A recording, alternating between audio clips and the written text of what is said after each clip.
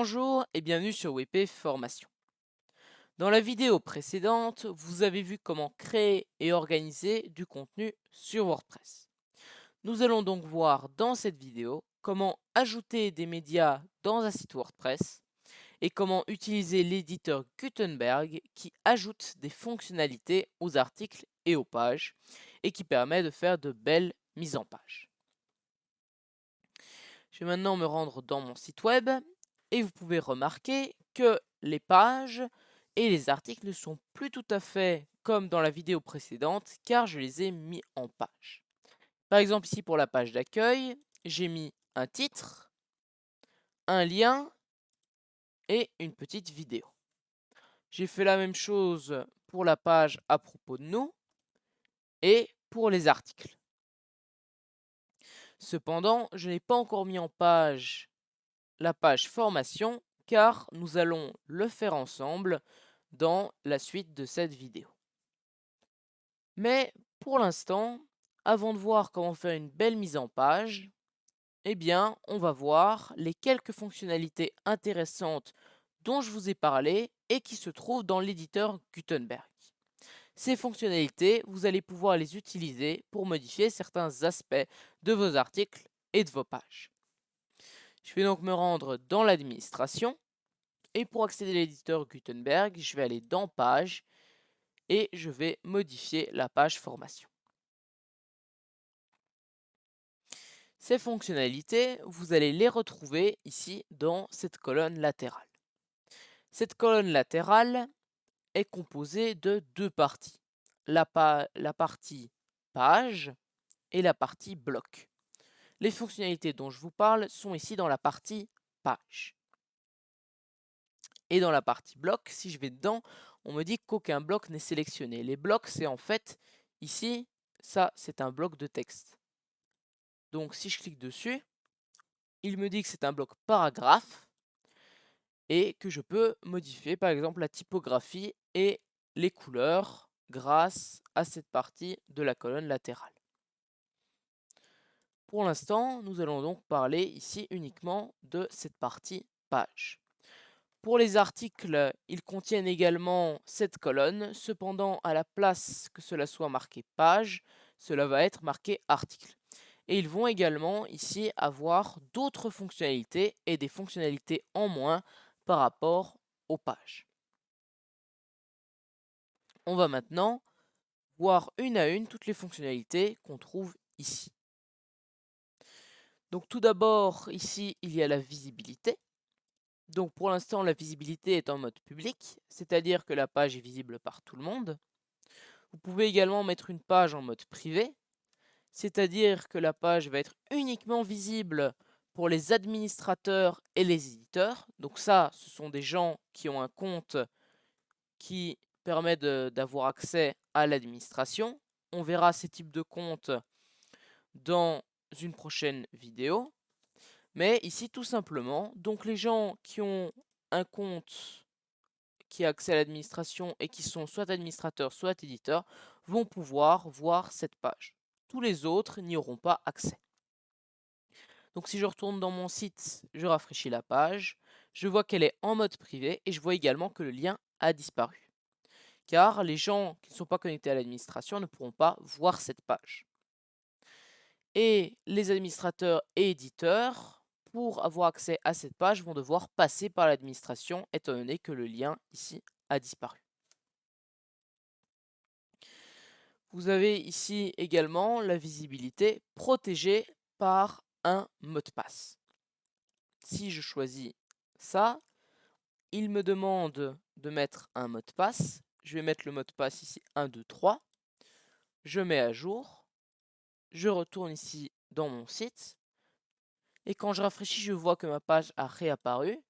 Mais quand je vais dedans, on me dit que la page est protégée et que je dois saisir un mot de passe pour y avoir accès. Si je mets mon mot de passe 1, 2, 3, je le valide et j'ai accès à ma page. Donc ça, ce sont les différentes visibilités d'une page. En dessous, vous avez également ici la date de publication. Cette date de publication, vous allez pouvoir la modifier Et elle va vous permettre pour les pages de programmer la mise en ligne d'une page. Par exemple, si je veux que cette page soit mise en ligne le 15, je choisis le 15, je mets à jour et cette page va être mise en ligne le 15. Je peux également dire que la page est en attente de relecture et dans ce cas-là, avant qu'elle se publie, il faudra que quelqu'un qui est administrateur ou éditeur la valide. Donc, c'est à ça que va servir ici la date. En tout cas, pour les pages, elle va vous permettre uniquement de planifier la mise en ligne d'une page. Ici en dessous, vous avez les révisions. Révisions qui vont en fait vous permettre de rétablir une certaine version de votre page. Si par exemple vous vous rendez compte que vous êtes trompé en modifiant votre page et que vous voulez rétablir la version d'il y a une semaine, vous choisissez ici la version qui vous convient. On voit ici ce qui a été retiré dans la page et ici ce qui a été ajouté. Et une fois que vous avez choisi la bonne version, vous cliquez sur rétablir cette révision et cette révision-là va être rétablie. Pour retourner à l'éditeur, il suffit de cliquer ici sur aller à l'éditeur. Donc c'est à ça que vont vous servir les révisions. Vous allez également pouvoir utiliser ici les petites flèches, celle-là pour annuler quelque chose que vous venez de faire et celle-là pour rétablir quelque chose que vous venez d'annuler. Les permaliens avec les slugs, on a vu ça dans la vidéo précédente et comme on l'a vu, ils vont vous permettre de modifier ici le permalien qu'on trouve là. Donc vous pouvez modifier ça ici. L'image mise en avant, on verra ça dans la suite de la vidéo quand on aura vu les médias et la médiathèque. Pour les commentaires, vous allez pouvoir les autoriser ou non. Par défaut, ils ne sont pas autorisés, mais vous pouvez les autoriser. Et dans ce cas-là, les gens pourront laisser un commentaire sur votre page. Vous avez ensuite les différents modèles de la page. Pour l'instant, il est en modèle par défaut. Vous pouvez également le mettre en modèle pleine largeur. Et dans ce cas-là, à la place d'être restreint au milieu, le texte va s'étaler sur une plus grande partie de la page.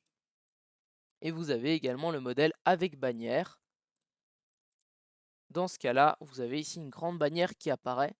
On va également voir que l'image mise en avant va jouer un rôle dans ce modèle avec bannière.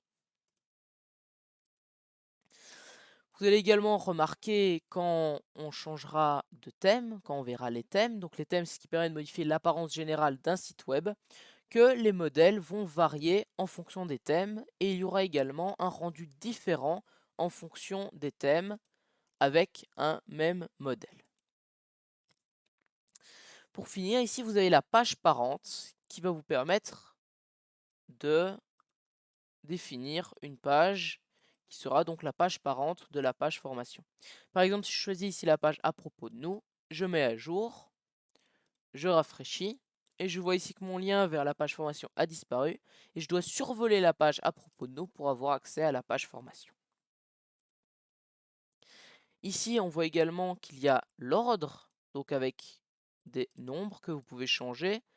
Ça va vous permettre de modifier ici les liens vers les pages, mais on ne va pas voir ça lors de cette formation car il est plus simple de modifier ces liens grâce au menu. Donc on verra ça dans la suite de la formation et on ne va pas utiliser ici l'ordre.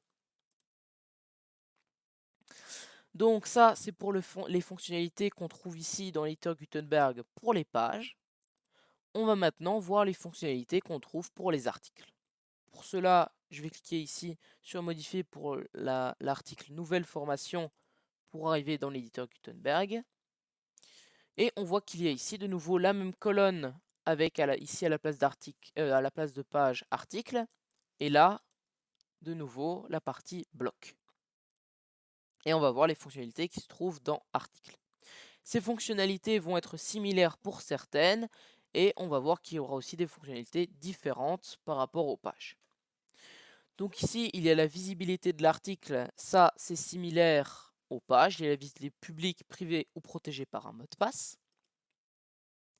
Vous avez ici la date de publication qui va vous permettre, comme pour les pages, de planifier la mise en ligne de l'article, mais qui va également vous permettre de modifier la date qu'on trouve ici. Donc ici on voit que c'est le 2 avril. Si je mets le 3 avril, je mets à jour et quand je rafraîchis ma page, je vois que j'ai ici 3 avril. On voit également qu'elle est passée au-dessus, car comme j'ai modifié la date, ça veut dire qu'elle a été publiée après cet article-là et elle se retrouve donc au-dessus. Donc c'est à ça que va vous servir ici la date de publication. Vous allez également pouvoir épingler votre article en haut du blog. Ce qui veut dire que si votre article se trouve tout en bas de la page et que vous souhaitez qu'il se trouve tout au-dessus, sans pour autant modifier la date de publication, vous pouvez l'épingler en haut du blog.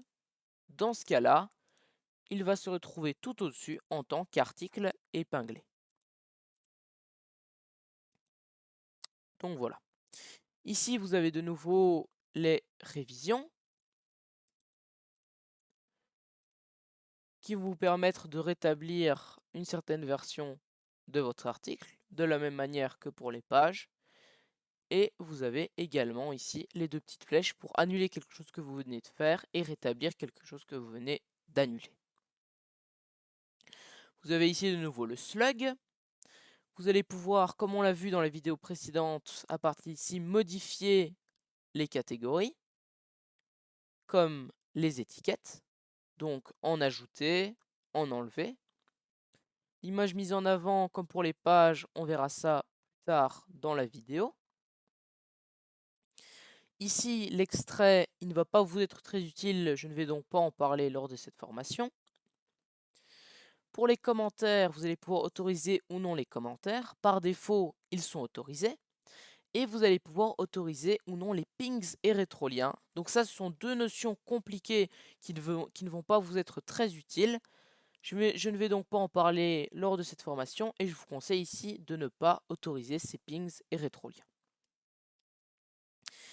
Enfin, ici, on a, comme pour les pages, les modèles. Donc ici, on voit qu'il est en mode modèle pleine largeur. Ça veut dire que si je clique dessus, ici, on voit que ça prend plus de place que dans le modèle par défaut. Par contre, on voit bien que même avec le modèle pleine largeur, quand je suis dans ma page des articles, ici, c'est comme si c'était le modèle par défaut. On ne va voir le modèle pleine largeur que quand je clique dessus. Ça va être la même chose pour le modèle avec bannière. Je retourne dans ma page des articles. Ici, ça n'a rien changé. Par contre, quand je clique dessus, j'ai ma bannière. Donc voilà. Maintenant qu'on a vu les différentes fonctionnalités qu'on trouve dans l'éditeur Gutenberg et qui servent à modifier certains aspects des articles et des pages, on va pouvoir voir comment ajouter des médias et comment utiliser la médiathèque. Pour cela, on va se rendre de nouveau dans l'administration. On va aller dans Médias. On voit ici qu'il y a déjà 4 médias que j'ai utilisés dans les articles et dans les pages. Et on va ajouter un nouveau média. Pour cela, on va cliquer sur Ajouter et sur Sélectionner des fichiers. Ici, vous choisissez l'image ou la vidéo ou bien un autre type de média que vous souhaitez placer dans votre médiathèque. Vous le sélectionnez et vous cliquez sur Ouvrir. Il va se charger ici dans la médiathèque. Et voilà, donc vous l'avez ici. Ces médias, vous allez pouvoir les placer soit en grille, soit en liste. Vous allez pouvoir les trier en fonction du type de média ou bien également voir uniquement vos médias à vous si plusieurs personnes ont ajouté des médias. Vous allez également pouvoir les trier par date et les rechercher. Quand vous cliquez ici sur un média, vous le voyez en grand, vous avez toutes les informations en rapport à ce média, vous allez pouvoir ajouter un texte alternatif qui va vous permettre de décrire le but de l'image. Vous allez pouvoir modifier le titre, ajouter une légende et une description, et vous allez également pouvoir supprimer définitivement votre média. Ici, par exemple, pour les images, vous allez pouvoir également les modifier. Dans ce cas-là, vous allez pouvoir les recadrer, les faire tourner, les retourner, et également modifier les proportions de la taille. Donc ici, vous allez pouvoir modifier vos médias grâce au lien ici. On va maintenant voir comment ajouter une image mise en avant, maintenant qu'on a vu comment ajouter des médias dans la médiathèque. Pour cela, on va cliquer sur modifier pour modifier la page formation. Et on va cliquer ici sur définir l'image mise en avant. Là, vous pouvez soit choisir de téléverser des fichiers qui se trouvent sur votre ordinateur, ou bien vous pouvez choisir des fichiers qui se trouvent dans votre médiathèque. Ici, vous pouvez les filtrer et en rechercher si vous en avez beaucoup. Et une fois que vous avez choisi celle qui vous convient, vous cliquez dessus. Vous pouvez de nouveau ici ajouter un texte alternatif, modifier le titre, ajouter une légende ou une description. Et quand vous avez fait ou non tout ça, si ça vous convient que ça soit vide, vous pouvez définir l'image mise en avant. On met à jour. Et quand je me rends dans la page formation, je vois que j'ai ici mon image mise en avant qui est en grand et à moitié dans la partie blanche, à moitié dans la partie beige. Donc c'est comme ça que s'affiche l'image mise en avant pour ce thème. Il faut également noter que pour un autre thème, peut-être que l'image mise en avant sera placée d'une autre manière. L'image mise en avant, ici vous allez également pouvoir la supprimer et la remplacer en choisissant une autre image. Et on va également voir que cette image mise en avant a un rôle à jouer dans le modèle avec bannière. Si je choisis ce modèle avec bannière, je mets à jour. Et quand je rafraîchis, je vais voir que dans ma bannière, j'ai mon image qui apparaît. Donc avec le modèle avec bannière, c'est comme ça que va apparaître votre image mise en avant. Donc voilà, ici moi je vais choisir de ne pas mettre d'image mise en avant. Maintenant qu'on a vu comment ajouter une image mise en avant et qu'on a vu comment utiliser la médiathèque, on va voir comment faire de belles mises en page et on va mettre en page la page formation. Pour cela, on va retourner dans page et on va modifier de nouveau la page formation pour accéder à l'éditeur Gutenberg. Maintenant, je vais tout d'abord vous montrer quelques fonctionnalités que vous allez pouvoir utiliser lorsque vous modifiez et que vous mettez en page certains de vos articles ou certaines de vos pages. Tout d'abord, vous avez ici un détail de votre article ou de votre page avec le nombre de caractères, de mots, de titres, de paragraphes et de blocs. Et vous avez ici une vue sous forme de liste qui vous montre le nombre de blocs que vous avez et de quel type de bloc il s'agit. Ici, on voit que j'ai 10 blocs paragraphes. Si je clique sur le dernier bloc, l'éditeur Gutenberg m'amène à ce dernier bloc. Pour déplacer un bloc, vous allez pouvoir utiliser soit les petites flèches ici pour faire descendre ou monter le bloc, soit les 6 petits points qui vont vous permettre de faire glisser votre bloc à l'endroit où vous le souhaitez. Pour supprimer un bloc, il va falloir ici aller dans les options avec les 3 petits points et il va falloir cliquer ici sur retirer le bloc pour le supprimer. À partir d'ici, vous allez également pouvoir copier ce bloc, le dupliquer, insérer un bloc avant ou insérer un bloc après. Pour mettre en page vos blocs, vous allez tout d'abord pouvoir utiliser la petite barre qu'on va retrouver au-dessus du bloc qu'on sélectionne.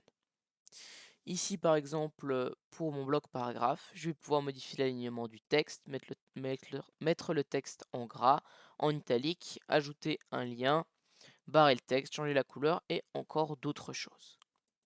Vous allez également remarquer que les options qu'on trouve ici vont changer en fonction du type de bloc que vous avez sélectionné. Pour mettre en page votre bloc, vous allez également pouvoir utiliser ici la colonne latérale dans la partie bloc. Ici, par exemple, pour mon bloc paragraphe, je vais pouvoir modifier la typographie, la couleur ou ajouter une lettrine. De nouveau, comme pour la barre qu'on trouve ici, les options vont changer en fonction du bloc que vous avez sélectionné. Donc déjà, avec ces options-ci, on va déjà pouvoir commencer à mettre notre page en page. Par exemple, ici, je peux mettre le texte, je peux le centrer au milieu. Là, je peux mettre le texte en gras. Et je peux mettre ce texte-ci en italique. Là, déjà, ma page est plus attrayante. On va maintenant voir comment ajouter de nouveaux blocs. Pour cela, vous allez pouvoir soit cliquer ici sur le plus qu'on trouve quand on survole la partie entre deux blocs, ou bien vous allez pouvoir cliquer ici sur le plus qu'on trouve là. Ensuite, à partir d'ici, vous allez pouvoir ajouter des blocs. Donc vous voyez qu'il en existe plein placés dans différentes catégories. Tout d'abord, il y a la catégorie texte avec les paragraphes, les titres, les listes, les citations, les couplets, les tableaux et encore d'autres choses. Vous avez ensuite la partie médias, donc avec les images, les audios, les fichiers, les vidéos et ce genre de choses. Vous avez ensuite la partie apparence, donc vous avez les boutons, les séparateurs, des espacements, des sauts de page, également des lire à la suite. Ça, j'expliquerai plus tard dans la vidéo à quoi ils vont servir. Vous avez ensuite les widgets pour afficher un calendrier, les catégories, des icônes de réseaux sociaux ou une barre de recherche, par exemple. Et ensuite, vous avez les contenus embarqués qui vont vous permettre, par exemple, d'afficher une vidéo YouTube, un contenu Spotify, un tweet. Et ici, vous avez plusieurs sites web, même plein de sites web, et vous allez pouvoir embarquer du contenu de ce site web sur votre site web. Pour ajouter un bloc, il faut ensuite, une fois que vous avez choisi votre bloc, cliquer dessus et le bloc va se rajouter à la suite de votre page ou de votre article. Ici, par exemple, j'ai choisi d'ajouter une image. Ici, l'image, vous pouvez soit l'insérer à partir d'une URL, là, à partir de votre ordinateur ou à partir de la médiathèque. Moi, je vais l'insérer à partir de la médiathèque et je vais choisir l'image 3 qu'on a ajoutée à la médiathèque précédemment dans la vidéo. Je sélectionne ensuite mon image et elle apparaît là. Je vais ensuite pouvoir la placer à l'endroit où je le souhaite. Ici dans la barre, vous voyez également que j'ai des options différentes par rapport à mon bloc texte. Je vais pouvoir par exemple régler la taille de l'image. Je vais pouvoir la centrer. Et ici également dans la colonne latérale, j'ai des options différentes. Donc, par exemple ici, mettre l'image avec des bords arrondis. Et donc comme ça, très simplement, je peux ajouter une image dans ma page. Ici, je vais maintenant vous montrer, grâce à ce bouton-ci, comment modifier le type ou le style d'un bloc. C'est-à-dire que ici, j'ai un bloc paragraphe et je vais pouvoir modifier ce bloc paragraphe en un bloc titre, liste, en citation, en couplet, en colonne. Donc, c'est-à-dire en bloc similaire. Ça va vous permettre, par exemple, si ici vous avez mis un paragraphe et vous voulez un titre, au lieu de supprimer votre bloc paragraphe et d'ajouter un bloc titre, vous pouvez ici modifier votre bloc paragraphe en bloc titre. Et ici, je vais mettre mon titre en mode H4. Je vais également le centrer. Donc ici, ce bouton-là va vraiment vous permettre de transformer votre bloc en un autre type de bloc similaire. Vous avez ça pour les blocs paragraphes, mais également pour les autres types de blocs. Par exemple, pour un bloc image, je peux le transformer en fichier, en colonne, en galerie, en bannière et en d'autres choses également. Donc maintenant, vous voyez qu'on a fini de mettre en page notre page formation. Si je rafraîchis ici ma page, je vois que les modifications ont été enregistrées et on remarque bien que ma page est beaucoup plus attrayante qu'avant. Pour finir, je vais maintenant vous montrer à quoi va servir ici le bloc lire à la suite, car c'est un bloc un peu spécial que j'ai utilisé ici dans un de mes articles. Pour les pages, ce bloc ne va pas vous être très utile. Par contre, pour les articles, il va vous permettre de ne pas afficher dans la page des articles tout l'article. Par exemple, ici, on voit que ceci, c'est tout mon article. Par contre, quand on se trouve dans la page des articles, on voit uniquement le début et ensuite on voit un bouton lire la suite. Donc en fait, après ce bloc paragraphe là, j'ai ajouté un bloc lire la suite qui s'est affiché là et qui cache donc le contenu qu'on trouve derrière. Pour voir le contenu qu'on trouve derrière, je vais soit devoir ici cliquer sur l'article, soit cliquer sur le bouton lire la suite. Et dans ce cas-là, j'ai accès à tout le contenu de mon article. Donc voilà, c'est tout pour cette vidéo sur l'utilisation de l'éditeur Gutenberg et l'ajout de médias. J'espère qu'elle vous a plu et je vous dis à bientôt pour la suite de cette formation.